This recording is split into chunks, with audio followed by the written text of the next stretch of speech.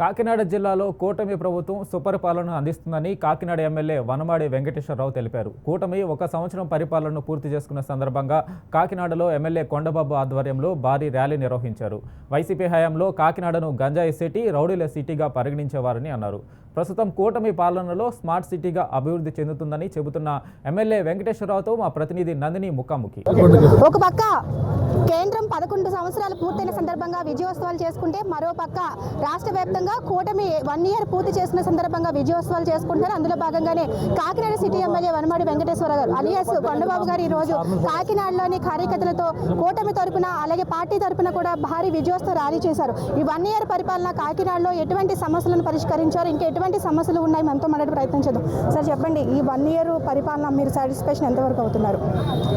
1 నెలల పరిపాలనలో మీ అందరూ తెలుసు, రాష్ట్ర ప్రభుత్వం కూటమి ప్రభుత్వం అనేక సంక్షేమాలు ప్రవేశపెట్టడం జరిగింది.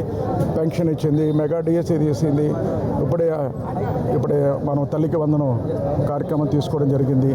అదేవిధంగా చూసుకున్నట్టయితే దీపం పథకం ఇవ్వడం జరిగింది. రేపు బస్సు మళ్ళీ ఫ్రీ బస్సు ఇవ్వడం జరుగుతుంది. అదేవిధంగా ఇచ్చిన మాటలన్నీ కూడా నిలబెట్టుకుంటూ వస్తుంది.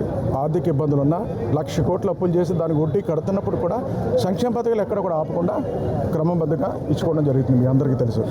అదేవిధంగా ముఖ్యంగా అది ఇవ్వడమే కాదండి, సంక్షేమం ఇవ్వడం కాదు, అభివృద్ధి ఏం చేయాలో అని చెప్పేసి ఈ రాష్ట్రానికి ఒక విజన్ తయారు చేస్తారు, మీ అందరికీ తెలుసు. 2047కి ఈ రాష్ట్రాన్ని ఏ విధంగా అభివృద్ధి చేయాలి, 2025 నాటికి ఏ విధంగా అభివృద్ధి చేయాలి, అదేవిధంగా రాష్ట్ర అభివృద్ధితో పాటు నియోజకవర్గాలు ఏ విధంగా అభివృద్ధి చేసుకోవాలని మన కాకినాడతో కూడా తయారు చేస్తాం. మొన్న రిలీజ్ చేస్తాం మీ అందరి తరఫున ఏ విధంగా మనం అభివృద్ధి చేయబోతున్నామో కాకినాడని 2025 నాటికి ఏ విధంగా అభివృద్ధి చేయబోతున్నాం అనేది, 2029 నాటికి ఏ విధంగా అభివృద్ధి చేయబోతున్నాం అనేది ఒక ప్రణాళిక సిద్ధం చేస్తాం, అన్ని నియోజకవర్గాలు కూడా, అన్ని గ్రామాలు కూడా.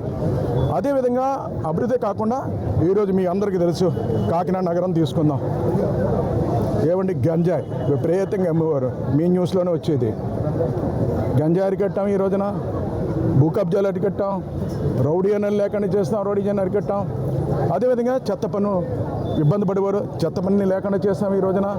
అదేవిధంగా ప్రజలందరూ కూడా ఏ విధంగా అభివృద్ధి ఆశిస్తున్నారో అభివృద్ధి పదంలో ముందుకు తీసుకెళ్ళడానికి ప్రణాళిక సిద్ధం చేసాం. ప్రజలు కూడా చెప్తున్నాం, ఈ రోజున ప్రజలు గొప్ప నమ్మకంతో ఉన్నారు, అభివృద్ధి చేయగలరన్న నమ్మకం. కాకినాడను ఏ విధంగా స్మార్ట్ సిటీ గతంలో చేసాం, 5 సంవత్సరాలు ఏ విధంగా నిర్లక్ష్యం చేశారు వీళ్ళు, దాన్ని మళ్ళీ ఏ విధంగా ముందుకు తీసుకెళ్తాం అన్నది ప్రజలకు చెప్తున్నాం ఈ రోజున. మీ పార్టీ మేనిఫెస్టో కాకుండా మీరు ఎన్నికల్లో ప్రజలకు వెళ్ళేటప్పుడు గడప గడపకు వారికి 8 హామీలు ఇచ్చారు, ఆ హామీలు ఒకటైనా నెరవేర్చారా? ఇప్పుడు ప్రపోజల్స్ అన్నీ కూడా ఈ రోజున మొత్తం ప్రభుత్వం దృష్టిలో పెట్టడం జరిగింది. ఇది ఆర్థికంతో కూడుకున్న పని. ఈ రోజున స్మార్ట్ సిటీ మన ఆగిపోయింది ఎక్కడెక్కడ. 5 సంవత్సరాలు వాళ్ళు దాన్ని నిర్లక్ష్యం చేస్తే ల్యాబ్స్ అయిపోయినాయి. దాన్ని మళ్ళీ ఇచ్చాం ప్రభుత్వానికి, నివేదిక ఇచ్చాం. చంద్రబాబు నాయుడు గారు మళ్ళీ దానికి ఢిల్లీ పంపించడం జరిగింది. అక్కడి నుంచి ఆదేశాలు వచ్చినట్టే దాన్ని మనం పునఃప్రారంభిస్తాం ఈ రోజున. అదేవిధంగా మీ అందరికీ తెలుసు, ఈ రోజున ఉప్పుడేరు మీద 3వ బ్రిడ్జి కట్టాలనేది ప్రజల కోరిక. దానికి డబ్బులు తీసుకొని శాంక్షన్ చేస్తే కూడా మేము దాన్ని నిర్లక్ష్యం చేసి చేయలేపారు. తల్లి మళ్ళీ పునఃప్రారంభిస్తున్నాం. అప్పుడు 116 కోట్లు, ఇప్పుడు 250 కోట్లు అవుతుంది. చూడండి, పెరిగిపోయింది. అవన్నీ కూడా ప్రభుత్వం ద్వారా తీసుకురావాలి. అదే వేసుకోవడానికి 2 బ్రిడ్జీల మైన బ్యూటిఫికేషన్ చేయాలని చెప్పి టూరిజం ఆ రోజు డెవలప్ చేయాలని ప్రపోజల్ ఇచ్చాం.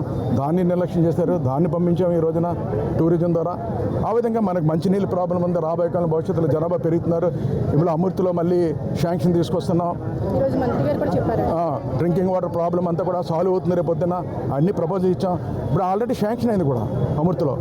ఇప్పుడు రాబోయే కాలం భవిష్యత్తులో 2029 కాదు, 2047 వరకు కూడా ఈ కాకినాడలో జనాభా పెరిగిన దాన్ని బట్టి ఎటువంటి ఇబ్బంది, వాటర్ ఇబ్బంది లేకుండా కూడా 2047 నాటికి ఒక విజన్ తయారు చేసుకున్నాం. ఈ సందర్భంగా తెలియజేస్తున్నాం.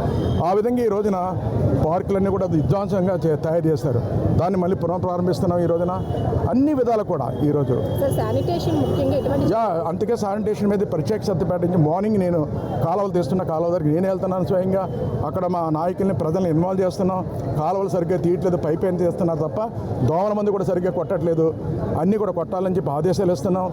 ఓ పక్కన ప్రజల మధ్య తిరుగుతున్నాం. ఈరోజు చూస్తున్నారు ప్రజలకు అనేక సమస్యలు ఉన్నాయి. ఆ సమస్యలు కూడా ప్రభుత్వం దృష్టిలో పెట్టి ఇప్పటికే రాష్ట్ర వ్యాప్తంగా పరిష్కారం చేసుకున్నాం. లారీ ఓనర్స్ చూసుకో, ఏదైతే గ్రీన్ ట్యాక్స్ 16,000 ఉండేది, ఆ ఇష్యూ కాకినాడలో మాట్లాడించాం. ఇప్పుడు గ్రీన్ ట్యాక్స్ తీస్తారు. అదే మత్స్యకారులకి 10,000 ఇచ్చేవారు, 20,000 ఇవ్వడం జరిగింది. ఇప్పుడు ల్యాండ్ టైటింగ్ యాక్ట్ తీసేయడం వల్ల ప్రజలందరూ సంతోషంగా ఉన్నారు, ఆనందంగా ఉన్నారు. అదేవిధంగా చూసుకుంటే ఈ రోజున 217 జీవో రద్దు చేయడం జరిగింది. ఇవన్నీ చేయడమే కాకుండా భవిష్యత్తులో ఏం చేస్తామో ప్రజల మధ్య ఉన్నాం. ప్రజలు ఇచ్చిన సమాచారం అంతా తీసుకుని మళ్ళీ ప్రభుత్వం దృష్టిలో పెట్టి సమస్యలు పరిష్కారం చేసుకోవడానికి ఒక ప్రణాళికలతో ముందుకెళ్తున్నాం. ఫైనల్గా కాకినాడ నగరంలో చదువుకునే ఎవరైతే స్టూడెంట్స్ విద్యార్థులు ఉన్నారో వారికి ఉపాధి కల్పించే విధంగా ఎటువంటి చర్యలు ప్లాన్ ఆఫ్ రక్షణ పెట్టుకున్నారు? మీరు చూస్తున్నారు వికాస ద్వారా ఎప్పటికప్పుడు ఈరోజు జాబ్ మేళాలు పెట్టి మ్యాక్సిమం అందులో వచ్చిన వాళ్ళందరూ పంపించడం జరుగుతుంది. అదే కాకుండా ఈరోజు ఇండస్ట్రియల్ జోన్గా మనకి SEZలో ఇండస్ట్రీలు వస్తున్నాయి, పోర్ట్ వస్తుంది, ఓ పక్కన కొత్త ఇండస్ట్రీలు వస్తున్నాయి. దాంట్లో ఏది వచ్చినప్పుడు కూడా మన జిల్లాలో ఉన్న విద్యార్థుల్ని, మన పట్టణంలో ఉండే విద్యార్థులకి ప్రయారిటీ ఇవ్వకుండా కూడా ఒక యాక్షన్ ప్లాన్ తయారు చేసుకున్నాం. మన వాళ్ళకి ఉద్యోగాలు ఇచ్చిన తర్వాత బయట వాళ్ళని తీసుకోవాలి తప్ప, బయట వాళ్ళని తీసుకోవాలంటే మీకు ఇక్కడ ఏదైనా క్వాలిఫికేషన్ లేని వాళ్ళు ఉంటే అన్నీ ఉన్నా ఇక్కడ ఉన్న వాళ్ళని ఇక్కడ తీసుకోవాలి తప్ప, మీకు కావాల్సిన క్వాలిఫికేషన్ ఎవరైనా ఇక్కడ లేకపోతే బయట నుంచి తీసుకోవాలి తప్ప లోకల్ వాళ్ళకి ఉద్యోగాలు ఇవ్వాలని కూడా పెట్టడం జరిగింది.